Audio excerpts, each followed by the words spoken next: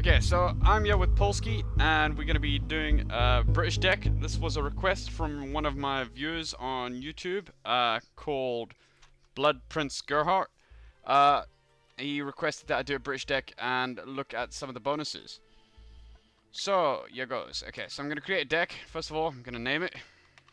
I'm going to call it, not Terror, Tea and Crumpets. Okay, Tea and Crumpets should be fine. So, for bonuses, I'm just going to put UK on for now, and type bonuses. There's quite a few bonuses, as you can see. Each one does something good and something bad for the deck. I'll just go over the bad things it does for now. Airlift removes 6 types of tanks, which is a no-no for the Brits because they've got some great tanks. Armored removes 6 types of infantry, which is a no-no for the Brits again, I would say, because they've got some great infantry. Would you agree with that, Polsky? Yes. Some of the Marines and they have stuff. Amazing infantry. Yeah. Air Assault removes 6 units of support, which you really don't want to do because support's where most of your AA is going to come from, and that's going to leave you pretty much stuffed. Marine. Now, I have built a Marine deck, and I will tell you, they are underpowered. Do never build a Marine deck. Do never build. It's great English. Okay, Mechanized. This is the one I think I'm going to go for in this video, because you get -6 types of helicopter, but the Brits don't get great helicopters anyway, so it's not the biggest hurt in the world. And finally, your para, once again, removes 6 types of support, which you don't want to lose, so let's leave that one out. Okay, I'm going to go Mechanized.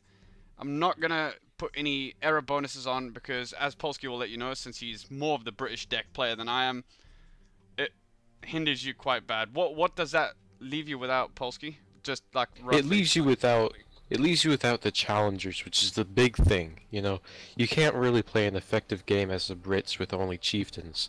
You really need the extra punch of the challengers to really combat the waves and waves of tanks that you'll be facing as NATO. Yeah, waves of anti-tank guided missiles. Okay, yeah. So, in the logistics, I'm looking at logistics. Straight away, I see the Sultan of the Rover CP. I always like something armored, because often people will just randomly artillery tree lines and towns looking for command vehicles. So to have that little bit of armor around it is gonna highly benefit you. So I'm gonna throw that in. Lately I've been going for the helicopter supply vehicles. They carry more and they seem to have a bigger radius of supplies, so you can park them at the bottom of the hill and resupply infantry up on the top of a hill, which is nice. So I've put one group of 6 of those in, and the good old fob. You can't live without fob. Not building a fob's like, I don't know, going to a battle with one arm tied behind your back. Okay, so infantry. As we were saying, the Brits have some great infantry, especially the Fusiliers. You don't get the Marines, it looks like, with this, but that's alright, because the Fusiliers do a great job. Straight away, I'm going to be pulling in 1 unit of 20 Fusiliers in the Lynx AH-7 20mm, just because I think that helicopter and the infantry is awesome. What are you building infantry-wise, Polsky?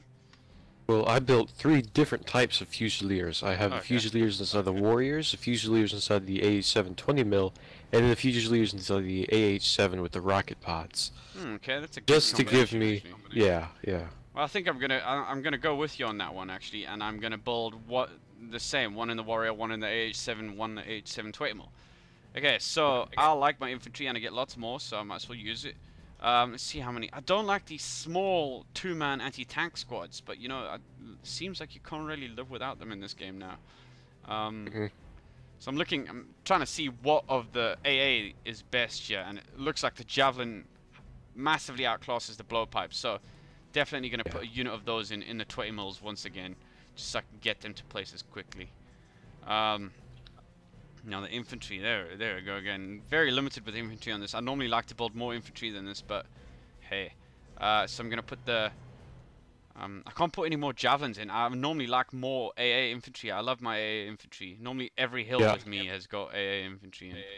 But I threw in both javelins and the blowpipes. Did you? Oh, the blowpipes are horrible though. Oh. They are, but it's something still. Just to guard the rear.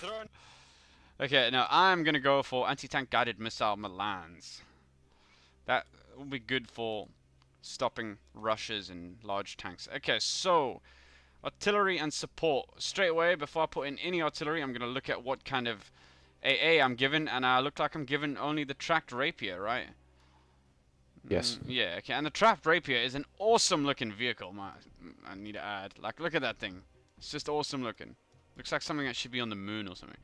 So I'm gonna add gonna add as many units of that as I can. Now I'm looking for an artillery piece, and the Brits have some pretty large artillery here in the M110s. Horribly slow rate of fire though, like 1 round a minute. Yeah, I've used these. It only fires a barrage of 1 round, so yeah, keep that in mind if you put them in. Yeah, I've used these, but like, they definitely don't seem to fire at 1 round a minute. It seems quicker than that, but yeah, as you said, they only fire a barrage of 1 round a minute. Yeah. So I think I'm gonna go for the Abbots. I think you use the Abbots, don't you? Yeah, well, I'm very artillery heavy, so I have 2 cards of the M110A2s, the Abbots, and then the mortars. Oh wow. Okay, so you're a bit of an arty spam, aren't you? No, I use it tactically.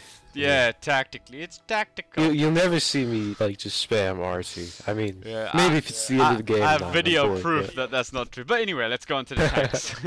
Okay, I'm never gonna have a British deck without the challenges. That would be like that next level shit retarded. Okay, so I've added two cards of challenges. I'm gonna add 2 cards of the Mark 10s and 1 of the Mark 5s for now. I'll come back if I've got spare and add more. So I'm going in Reconnaissance now. And what do you have for Reconnaissance in this, Polsky? I have the green jackets inside the Lynx AH7, a Rover Pinky, and a Gazelle AH1. Okay, well I always go for the Rover Pinky, so I'm going to throw those in. But I always go for the SAS because it's Reconnaissance, and it's a pain in the ass because it's got the blowpipe, even though it's crap, but I'm just going to add those in. Yeah.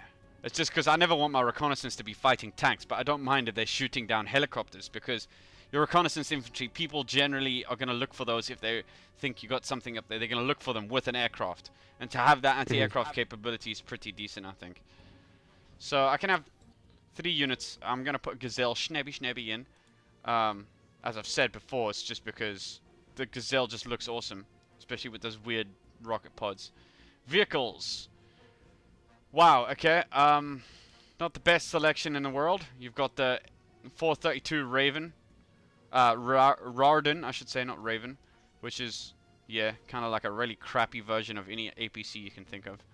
And then the Saladin thing, which, damn, like, I know Britain was poor during the 80s, but why come up with that design? Oh, I think it's a Saracen that's... Oh, okay, let's just leave that. It's making me sad.